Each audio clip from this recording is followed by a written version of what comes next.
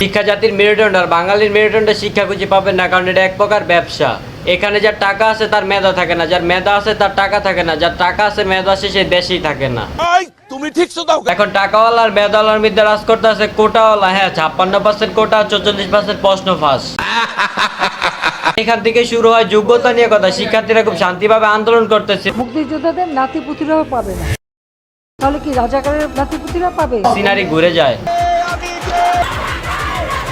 এখন মেধা ভার্সেস কোটার জন্য সবাই হয়ে গেছে রাজাকার, আর মুক্তিযোদ্ধারা হয়ে গেছে জোকার।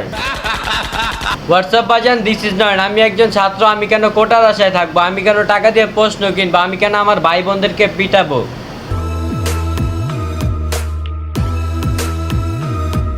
স্যাড বাট ট্রু, কারণ বাংলাদেশে আপনি মেধা থাকা সত্ত্বেও চাকরি পাবেন না, কারণ বাংলাদেশে আপনি চাকরি নিতে হলে অনেক টাকার প্রয়োজন, কারণ বাংলাদেশে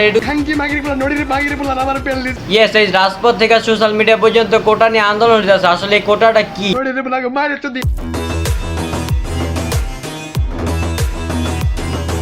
কোটা বলতে কোনো একটা কিছু নির্দিষ্ট অংশকে বোঝায়। হতে পারে সেটা মুক্তিযোদ্ধা, জেলা, নারী, উপজাতি কিংবা প্রতিবন্ধীদের জন্য।